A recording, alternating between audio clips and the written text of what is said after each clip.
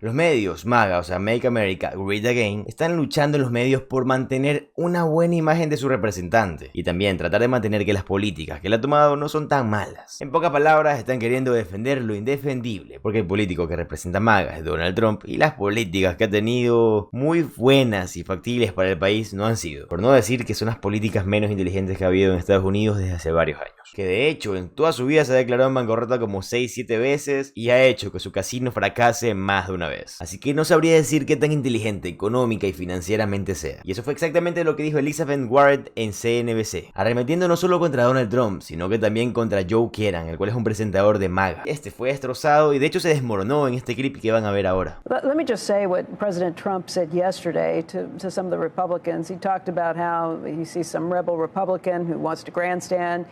He says, I saw it today, a couple of your congressmen, I think we should get involved in the negotiations on tariffs. Oh, that's what I need. I need some guy telling me how to negotiate. He says that this hurts his negotiation as if this is a negotiation that tariffs will eventually go away. Yeah. What negotiations is Donald Trump engaging in? I want to see the receipts on that because I'm sure not. What we're seeing right now is that he is creating economic chaos. And look, he has imposed enormous damage on our country. He has proven to all the rest of the world that so long as he is president of the United States, that the United States is an unreliable partner. He also is creating so much domestic chaos that it's going to be a long time before people are going to say, you know what, I am ready to build a factory that'll take me 20 years to recover the costs on. No one wants to invest if they think, okay, today the tariffs are here and my costs will be this, but tomorrow they will be entirely different, and the week after that they could be different again, and the week after that they could be different again. No one invests into that kind of chaos. Congress has a chance right now to step up and say, wait.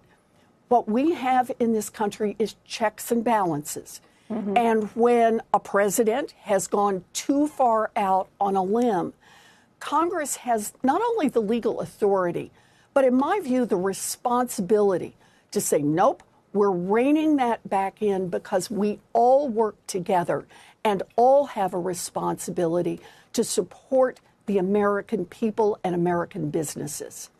Your point on the chaos is well made. We see that in the futures every morning with what we've been watching with the markets. But our trade and tariffs reporter points out this morning that there's an on-the-water clause that comes with this in the customs release that basically says this tariff isn't enacted until 12:01 a.m. on items that are then leaving the ports from those countries. So anything already on the water is not going to come in with the tariff. Those items will be coming in to the end of May without having a tariff on them. You said you've been hearing from businesses that are already raising prices on this. Are they gouging by raising prices before their own prices go up?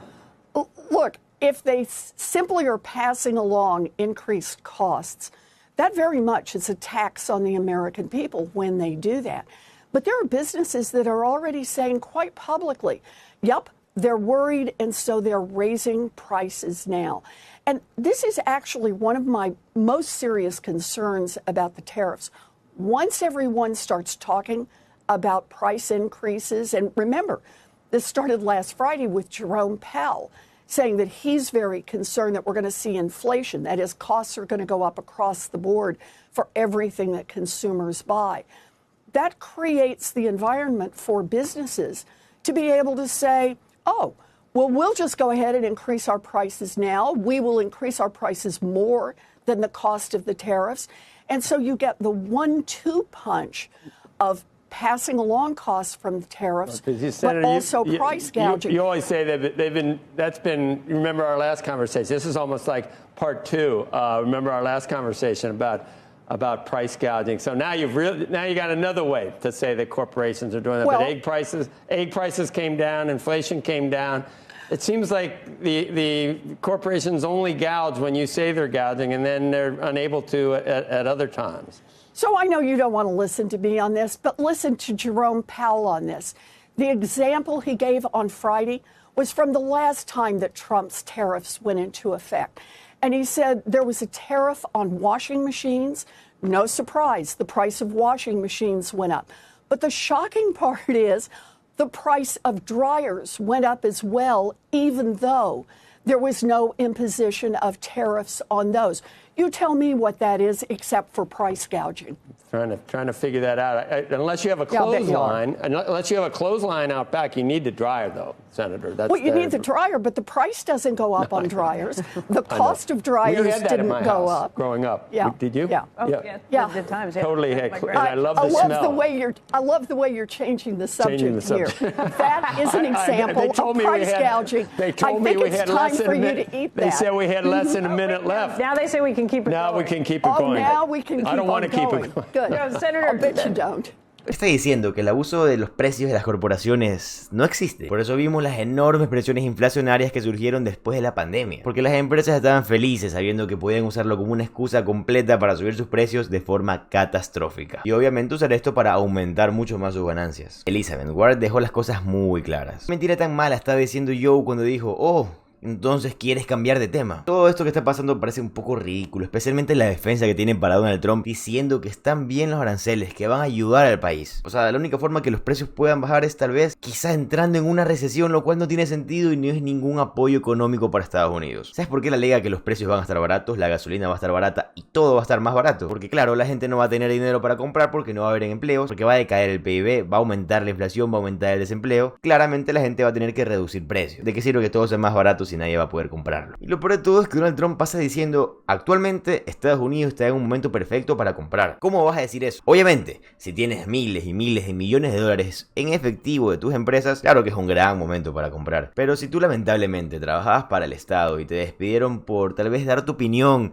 o porque no le caías bien a la gente que apoyaba a Donald Trump, obviamente no vas a tener para comprar y tienes que sobrevivir. A mí la verdad, si hace un año me hubieran dicho que todo esto iba a pasar, no lo hubiera podido creer. No puedo creer que el tema de los aranceles haya avanzado tanto, que los pongan, que los quiten, que los pongan, que los quiten, hagan pausas, que Estados Unidos esté tan cerca de caer en una recesión económica. Y lo peor de todo es que eso no es todo. Literalmente Estados Unidos se está olvidando del tema Dodge, que es algo muy importante que sigue pasando y está en manos de gente totalmente incompetente. De hecho, Rachel Maddow lo mencionó en una crítica muy fuerte aquí. Trump fired the Rangers at this manatee refuge, but now, quote, after public outcry and 2 court orders, the Rangers are back on the job. This is such a stupid way to run a government, right?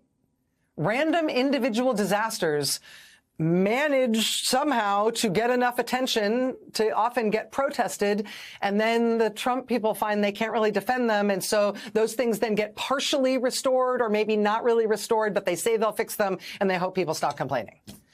But meanwhile, while people are scrambling to try to fix that mistake they made, these guys are destroying 10, 100, 1,000, 10,000 other things all the time. It is a terrible, absolutely ridiculous way to run a government, especially under the name of efficiency, right?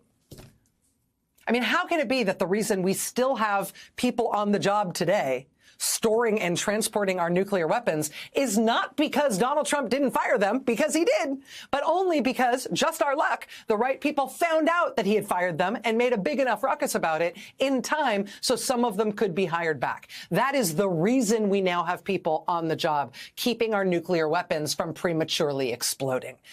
That's the system now. That's how we're running it.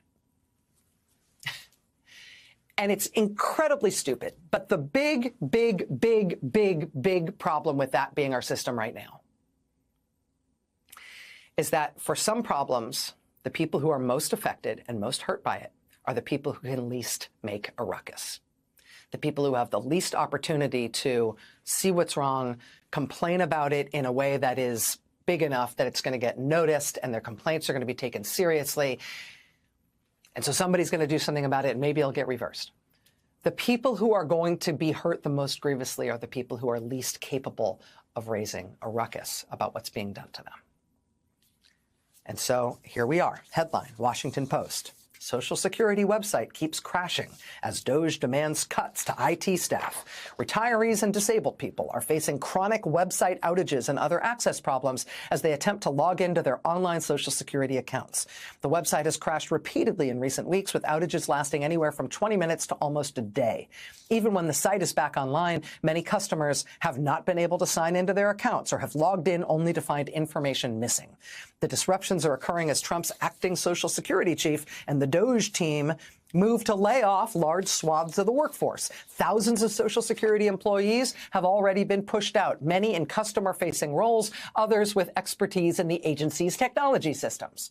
The network outages are one in a cascade of blows to customer service that also have hobbled phone systems and field office operations as the workforce shrinks.